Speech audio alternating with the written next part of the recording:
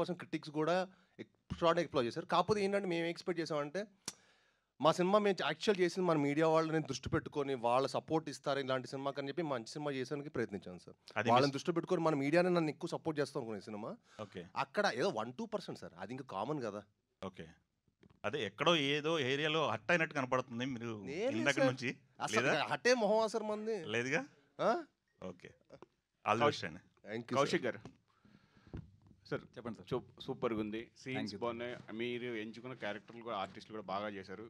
Cinema భయపెట్టేది mostly Chetan, భయపెట్టించేసి. So Chetan చేసిన సినిమాల కంటే ఈ సినిమా కోసం మీరు ఆయన నమ్మి ఇచ్చింది ఎక్కడ నమ్మారు ఇంత బాగా చేయగలడు అని? యాక్చువల్లీ ఫస్ట్ సాహు గారు నమ్మారు, టు బి వెరీ ఆనెస్ట్. తర్వాత నాకు మనోడు స్కోర్ చేసిన తర్వాత, ఎస్పెషల్లీ సెకండ్ హాఫ్లో కొన్ని థీమ్స్ అవన్నీ చేసిన తర్వాత, టీజర్ అవి చేసిన తర్వాత అసలు ఎక్స్ట్రాడినరీగా అనిపించింది. అప్పటి నుంచి నాకు ఇంకా ఎక్కువ బిలీఫ్ వచ్చింది. సో నాకు బేసిక్గా నాకు చేతుంది ఇంతకుముందు నేను హరోం హరా ఇలా కొన్ని ఫిల్మ్స్ అసలు ఆర్ఆర్ అదరగొట్టాడు కదా అని అనుకునేవాడిని డెఫినెట్లీ.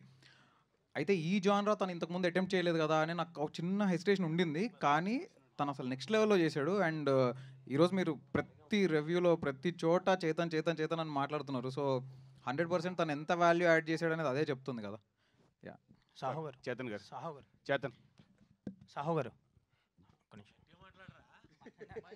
సాహు గారు చెప్పండి. శ్రీను గారు అన్నట్టు ఫస్ట్ కొంచెం లిమిటెడ్ స్క్రీన్స్ వేశారు ప్రీమియర్స్, తర్వాత పెంచుకుంటూ వెళ్ళారు. ఇప్పుడు నెంబర్ ఆఫ్ స్క్రీన్స్ కనిపిస్తున్నాయి, హౌస్ఫుల్స్ కూడా పడ్డాయి. సో డే 1 ఎంత ఎక్స్పెక్ట్ చేయొచ్చు సినిమా నుంచి, ఎంత కలెక్ట్ చేయబోతుంది సార్? నెంబర్స్ ఇప్పుడైతే నేను చెప్పలేనండి. డెఫినెట్గా ఈవినింగ్కి ఒక క్లారిటీ వస్తుంది, డెఫినెట్గా చెప్తాం.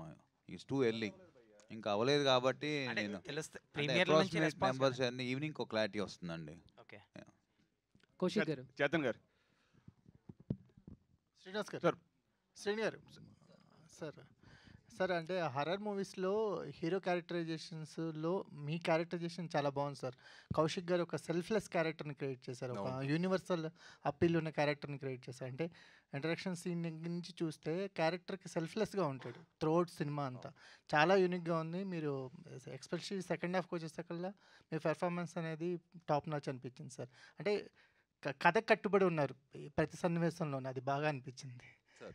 Thank you sir. నిజంగా మీరు అది కథ విన్నప్పుడు నాకు నచ్చిన మెయిన్ ఎలిమెంట్ అది సార్. హీరో క్యారెక్టర్ చాలా బాగుంటుంది. మీరు యూజువల్ హారర్ సినిమాలు చూసుకుంటే హీరో క్యారెక్టర్ కొంచెం తక్కువ ఉంటుంది. బట్ ఈ సినిమా ఏంటంటే హీరో క్యారెక్టర్ కూడా చాలా అద్భుతంగా ఉంటుంది, పర్ఫార్మెన్స్కి చాలా మంచి స్కోప్ ఉన్నది. అందుకే నేను ఈ సినిమా చేసుకోవడం జరిగింది. Thank you so much sir. Kaushik గారు, so first of all congratulations అండి. ఆర్ట్ వర్క్ కూడా చాలా బాగా మాకు రీచ్ అయిందంటే ప్రతి డీటెయిలింగ్ చాలా బాగుంది.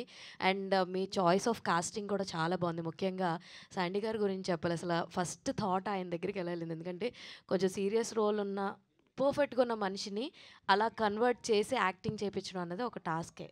సో ఆయనది చాయిస్ ఎలాగా, ఎవరి చాయిస్ అది? శాండీ మాస్టర్ది డెఫినెట్లీ నా చాయిస్ అండి. సో లియోలో ఆయన ఒక సీన్లో చాక్లెట్ కాఫీ అంటాడు, అది నాకు బాగా ఇంట్రెస్టింగ్గా అనిపించింది. And because is a choreographer also, I felt ఆ క్యారెక్టర్కి చాలా పర్ఫెక్ట్గా సెట్ అవుతారు అని.